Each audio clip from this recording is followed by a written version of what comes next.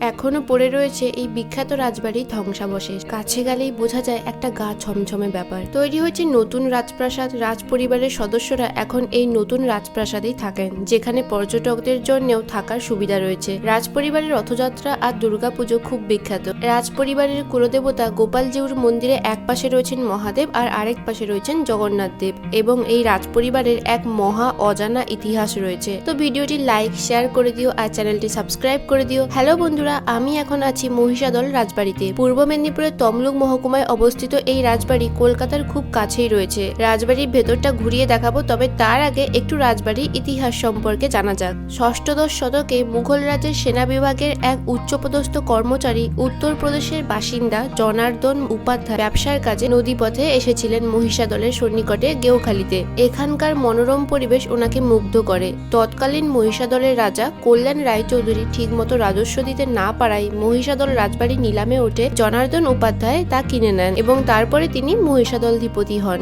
কিন্তু তার পঞ্চম প্রজন্ম রাজা আনন্দলাল উপাধ্যায়ের কোনো পুত্র সন্তান না থাকায় রানী জানকী তখন রাজত্বের দায়িত্ব নেন এবং পরবর্তীকালে তার জামাতা ছক্ষণ প্রসাদ গর্গের ছেলে গুরুপ্রসাদ গর্গ রাজা হন। পরিবারের ক্রমানুসারে 3টি রাজপ্রাসাদ নির্মাণ হয়। প্রথম রাজপ্রাসাদটি আজ অবলুপ্ত।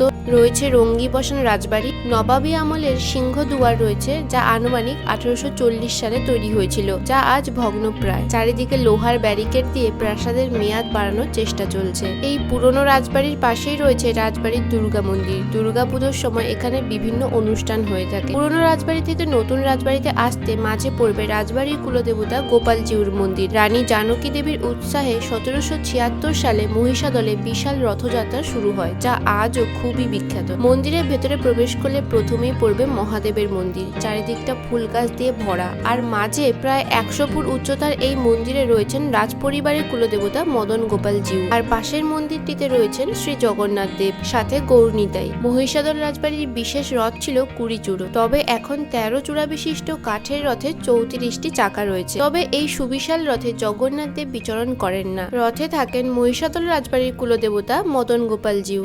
এবার চলে এসেছি নতুন রাজপ্রাসাদে, বর্তমানে যেখানে রাজ পরিবারের সদস্যরা থাকেন। এই রাজপ্রাসাদ ফুলবাগ রাজবাড়ি নামেও খ্যাত, যা 1934 সালে তৈরি হয়। তবে এখন এই রাজপ্রাসাদ একটি বিখ্যাত পর্যটন ক্ষেত্র। ভেতরে ঢুকলেই রয়েছে দুটো বড় কামান আর দুটো শ্বেত পাথরের হাতি। রাজপ্রাসাদের ভেতরে কিন্তু ক্যামেরা অ্যালাউ নেই, তাও যতটা পারবো তোমাদের সাথে শেয়ার করব। রাজপ্রাসাদের নিচে একটি ঘরে রাখা রয়েছে রাজাদের বিভিন্ন আসবাবপত্র। রয়েছে অনেক আয়না, বিভিন্ন অয়েল পেন্টিং, আর পেছনের দিকটায় রয়েছে এরম খোলা বারান্দা। বারান্দার একদিকে রাখা রয়েছে এই পুরনো আমলের পালকি, আর এটা হচ্ছে রাজার বিশ্রাম কক্ষ, যেখানে রাজা বিশ্রাম নিতেন। এছাড়া রাজাদের অস্ত্র ও শিকারের ছবি, বাঘ, চিতা, আরো নানান পশুর চামড়া এসব রয়েছে, যেখানে স্ট্রিক্টলি ক্যামেরা অ্যালাউ নেই। এই রাজপ্রাসাদের নিচে 5টি রুম খোলা আছে পর্যটকদের জন্য, আর প্রাসাদের ওপর তলায় থাকেন রাজ পরিবারের সদস্যরা। প্রাসাদের বাইরেও রয়েছে একটি কামান। প্রাসাদের পাশেই তোমরা পেয়ে যাবে রেস্টুরেন্ট, আর এটা হলো টিকিট কাউন্টার। টিকিটের মূল্য 20 টাকা।